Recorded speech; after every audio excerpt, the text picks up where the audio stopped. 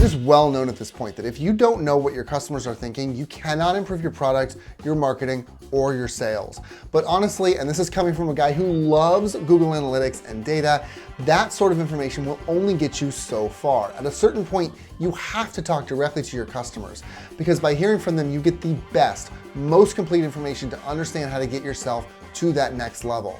So today, I'm gonna tell you about the best way to do this, that's customer satisfaction surveys, and I'll explain to you why you need them, when to ask for them, how to structure the survey, what kind of questions you need to ask, how to ask those questions, and how to compile that data into something meaningful. My name is Trent Kennelly. I'm a marketing strategist, and on this channel, I talk about all the things that you can do to improve your business through marketing, sales, and analytics. So if that sounds good to you and you're excited, make sure that you like this video, subscribe to my channel if you're into it, comment a survey question that you've been thinking about asking, just slap it right down there in the comments, and I'll give you a little critique, tell you what I think about it, if it's gonna really fit the mold that you're looking for. If it helps, just give me a little bit of an overview of your business as well. I would love to do that for you, and let's get started. All right, so why do you need a customer satisfaction survey? Well, you really want them because you want your customers to be as happy and satisfied as possible. And the best way to do that is to ask them what they think we should do to improve things for your service or your product or whatever. There are some specific reasons that you want to try this. The first one would be that current customers are more likely to buy from you than a new customer coming in. It is much easier to get a sale from someone who has already purchased from you, to get a second yes, than it is to get that first yes for someone coming in and buying from you the first time. It's also a lot cheaper. So if that customer feels heard from, they feel like you understand their wants and their needs, it's gonna be a lot easier to get them over the line the second time. Also, your current customers are your biggest source of word of mouth. You can check out this video for lots of details on word of mouth marketing. But if your customers are happy, they're gonna tell others. And if they're not, they're gonna tell others. And people tend to trust the opinions of those around them. So it's either gonna be easier to win people if you have a positive word of mouth experience, or harder to win them over if you have a negative word of mouth experience. So it is absolutely imperative that you cater to the needs of your customers and understand what they want and what they need out of your product or service. And the best way to make sure that you're doing this effectively, you guessed it, is a survey, a customer satisfaction survey. It also helps you with your marketing, so you can get actionable info about what people do and do not like about your product or service. And then when it comes to actually marketing your product or service, you talk more about the things that people do like, and you play down and also fix, you should fix this, the things that people do not like. So you can figure out those exact things to improve, to bring that word of mouth back into play and really get people excited again about working with you or your product. All right, so when should you ask for a survey? Well, there are two schools of thought here. The first school of thought is 1 to 2 times per year. So the idea here is that you ask in-depth questions to a large audience, theoretically your whole audience, and the benefit is that you get an overall view of the customers and how they feel at a moment in time.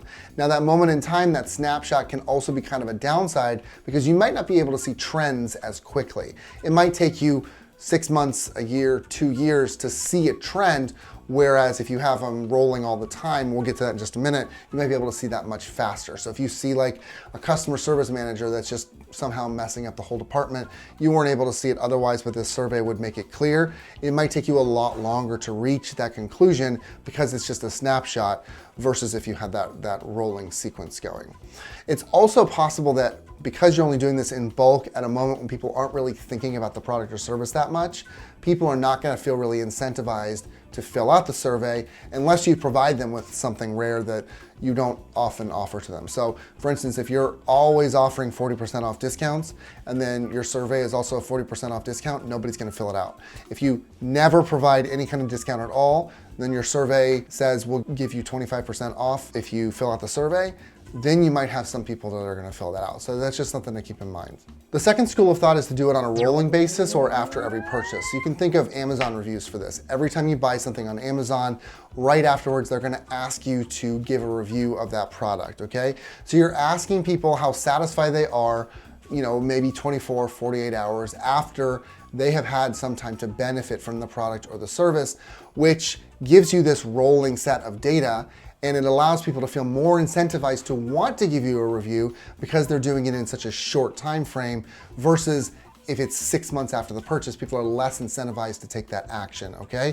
So you're getting more data, you're getting it more frequently, and you're getting it on a rolling basis, which means that you're able to see trends more easily, you're able to fix things more quickly. If something breaks, you don't have to wait 6 months to find it out.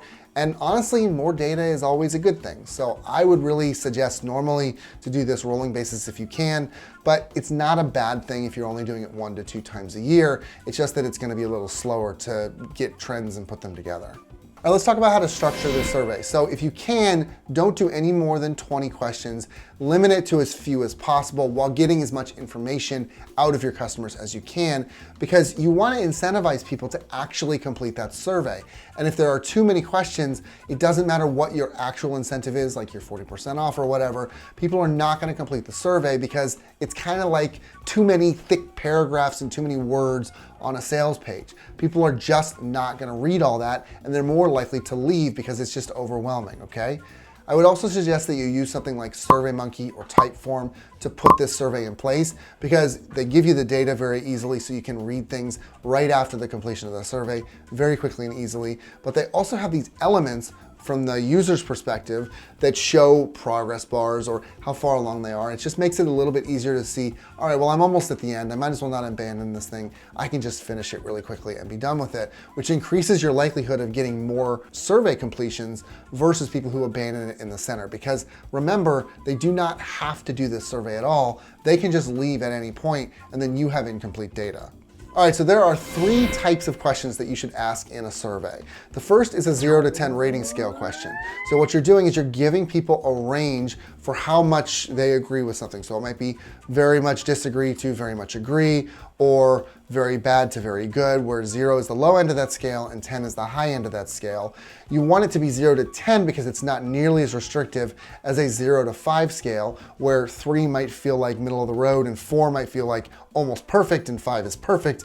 And that just feels like a huge jump, versus 5 to 6 to 7 doesn't feel as big of a jump. It's a little bit more gradual. So it allows people to feel a little more comfortable in that scoring process. It also allows you to be more accurate in the scoring, which we're going to get to in the compile section a little bit later. Another option is multiple choice. So a good example of multiple choice would be, which part of our service was your favorite? A, customer service, B, sales, C, maintenance. On a lot of these survey sites, you can pick 7 or 10 different choices for them to choose between, and it just gives you a clear view of which department seems to be doing the best for them.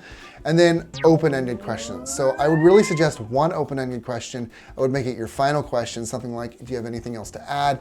And what this does, it allows people to give any other comments or feedback that either you didn't think of or that there wasn't space for them to answer in the more restrictive questions at the beginning of the survey. So some people, especially if they're very loyal to the brand, are gonna have some heavy feedback in this section. So this is very important. We'll get to how to compile that a little bit later as well.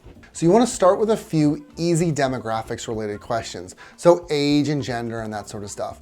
Now it's important to remember a couple of things here. First, you don't have many places to ask these questions because you want to keep this as small of a survey as possible to make it easy, again, for that user, that survey giver, to go through that survey as quickly as possible. So keep in mind, and this is the second point, your ideal customer avatar. You can check out this video for how to build that, but you want to understand what the most important demographic element is for that ideal customer avatar. So is age the most important thing for your product or service? Is gender the most important thing? Is earnings capability the most important thing, etc.? And the whole point here is that you're identifying whether you're hitting the target that you expect to be hitting with your customers here. Then you want to start to ask, this is the real meat of the thing, what they think of your service or your product. You want to be specific to your service, okay, not a general question. What do you think of my finance service? What do you think of the coaching that I offer? What do you think of this course or that course?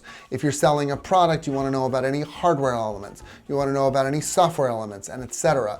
This could take several questions to get to the bottom of, but keep in mind that this is the real meat of the questionnaire, so you really want to take your time here. This is where you want to spend most of your questions. And then in addition to those questions, those 0 to 10s, multiple choices, the open-ended being asked only at the very end of the survey, there is one 0 to 10 scale question that we should always ask, and it is the NPS question. So this is really important. It goes something like this. On a scale from 0 to 10, how likely are you to recommend us to a friend or colleague? This question is absolutely vital to understanding your data because it's a standard question for every NPS survey across every company that gives NPS surveys, which means that you can benchmark it with other people who are also giving out NPS surveys, for instance, Apple and Microsoft and those big companies, but also much smaller companies as well. So we're going to talk about how to rate it and how to benchmark it in just a few minutes, but just understand that this question is very important in order to do that. Now let's talk about how to ask questions here. So we want to understand how to ask questions because if we ask questions in the right way, we're not messing with the data without even intending to. If you're asking questions in a leading sort of way, what you're doing is you're sending people down a path without meaning to. So a good example would be, how short was Napoleon is going to send people in the direction of thinking that Napoleon is short before they've even gotten to the point where they're going to answer, where neutral would be, how would you describe Napoleon's height, which doesn't define height as either being short or tall, and so people might not necessarily skew towards thinking of Napoleon as short, okay? So this is a very important distinction because if we're adding emotion or giving triggers to people inside of the words, it's gonna skew that data and it's gonna give us bad, unreliable data because we're already telling people, oh, short means they're gonna be under, I don't know, 5'7". I just made up a number. Whereas if you say, what's Napoleon's height? Somebody might think he was 6'2", and they'll put 6'2" there, okay? And so you're gonna have more reliable data for what people think his height is like if you ask, how would you describe Napoleon's height over how short was Napoleon? All of this means that you need to think about your questions in the context of emotion. In most other scenarios, when we're writing things like in copywriting, you're trying to add emotion to things. This is the total opposite of that. You're trying to remove all emotion from the question. So how can we vulcanize our questions, live long and prosper? I suggest writing them in the most boring way possible. This is not a sales document. It doesn't need to be flashy at all. You want to use simple, easy to understand language that doesn't drive any sort of emotion. So don't use words that conjure specific images like short, dangerous, good, or bad. Instead, try to change the sentence to fit words and phrases like height, safety level, and quality. That is going to be much more effective for getting people to want to answer this question in a more neutral, skewed level and get that good data. All right, let's talk about how to compile that data. So the 0 to 10 rating is not really a flat 0 to 10. It's not that 5 is middle of the road, 6 is 60%, 7 is 70%. It's actually broken up a little bit different into detractors, passives, and promoters. If someone rates you 6 or less, they're considered a detractor. 7 or 8 is a passive. 9 and 10 is a promoter, okay? So this is a way of really holding you to a high standard because if the 9 or 10 is considered a promoter, that's really what you want to aim for. You don't really want that 7 or that 8, right? So then just to complicate things a little bit more, that actually is not your final score. It's not 0 to 10, it's negative 100 to positive 100. So you calculate this by first taking the total number of survey participants and then putting them into these categories, detractor, passive, promoter, and then giving them a percentage. So let's say that you had 40 people that were detractors, that would be 40% out of 100 people that were detractors, okay? And so then you would take your promoters minus your detractors to get your NPS score. So let's just go through a few examples to understand this better. You have 100 people in your survey. All of them rate you 6 or below. That means everybody is a detractor. You have 0% promoters. You have 100% detractors. So 0 minus 100% is a negative 100. Another example, just to fill this out a little bit more, 40 detractors, 20 passive, 40 promoters. That means you would have 40% promoters minus 40% detractors equals an NPS of 0. Now, it's important to note here that you'll probably think, what happened to the passives? We ignore the passives. Because they're passive, they don't get added to either category. We're just subtracting the detractors from the promoters.